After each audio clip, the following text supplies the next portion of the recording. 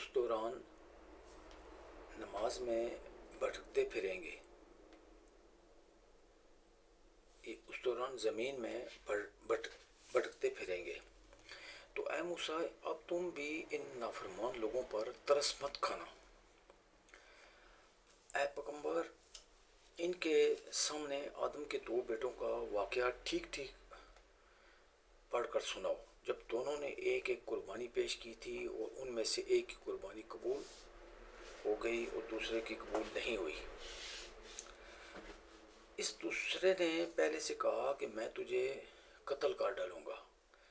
پہلے نے کہا کہ اللہ تو ان لوگوں سے قربانی قبول کرتا ہے جو متقی ہوں، اور اگر تم نے مجھے قتل کرنے کو اپنا ہاتھ بڑھایا تب بھی میں تمہیں قتل کرنے کو اپنا ہاتھ نہیں بڑھاؤں گا۔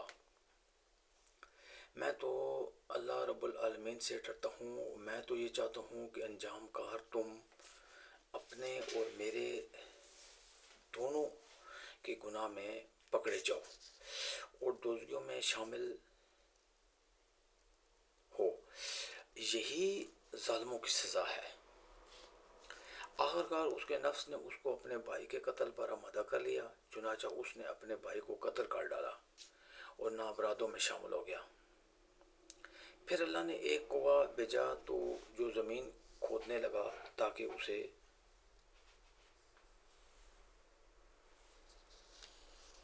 دکھائے کہ وہ اپنے بھائی کی لاش کیسے چھپائے۔ یہ دیکھ کر وہ بولا، ہائے افسوس، کیا میں اس کوے جیسا بھی نہ ہو سکا۔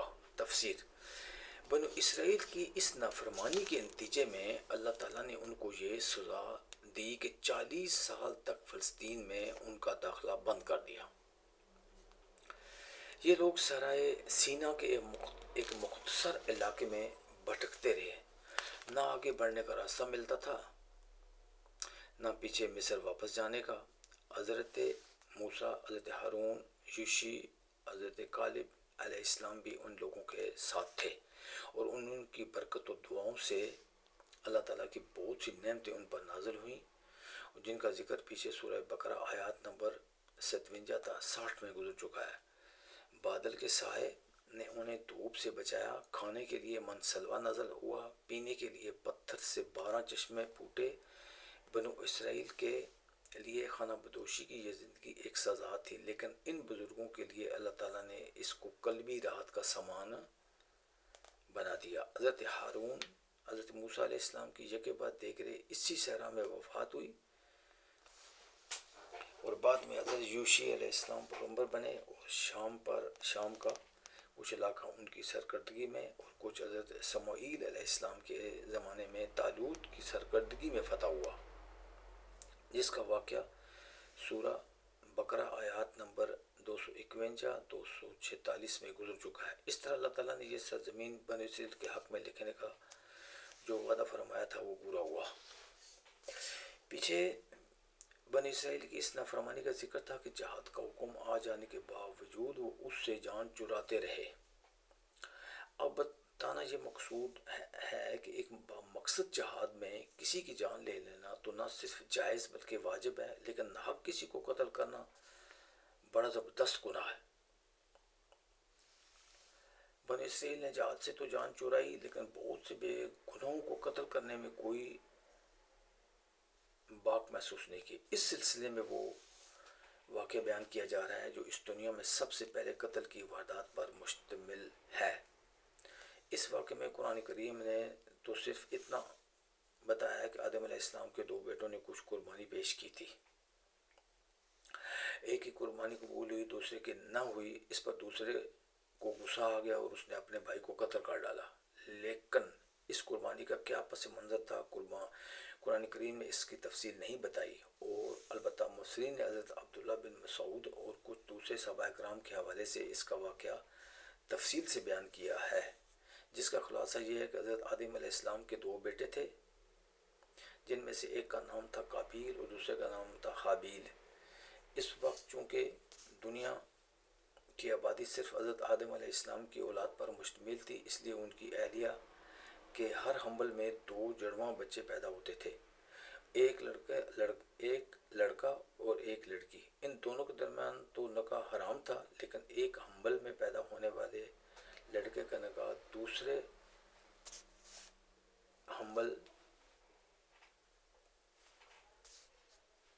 پیدا ہونے والی لڑکی سے ہو سکتا تھا۔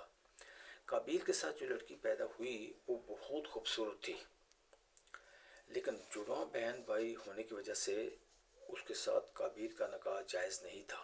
اس کے باوجود اس کا اصرار تھا کہ اسی سے نکاح کرے۔ حابیل کے لیے وہ لڑکی حرام نہ تھی، اس لیے وہ اس کے ساتھ نکاح کرنا چاہتا تھا۔ جب دونوں کا یہ اختلاف بڑھا تو فیصلہ اس طرح قرار پایا کہ دونوں کچھ قربانی اللہ تعالیٰ کے حضور پیش کریں۔ جس کی قربانی اللہ تعالیٰ نے قبول فرمائی اس کا دعویٰ برحق سمجھا جائے گا۔ چنانچہ دونوں نے قربانی پیش کی۔ روایات میں ہے کہ حابیل نے ایک دمبا قربان کیا اور قابیل نے کچھ زرعی پیداوار پیش کی۔ اس وقت قربانی کے قبول ہونے کی علامت یہ تھی کہ آسمان سے ایک آگ آ کر قربانی کو کھا لیتی تھی۔ حابیل کی قربانی کو آگ نے کھا لیا اور اس طرح اس کی قربانی واضح طور پر قبول ہو گئی اور قابیل کی قربانی وہیں پڑی رہ گئی، جس کا مطلب یہ تھا کہ وہ قبول نہیں ہوئی۔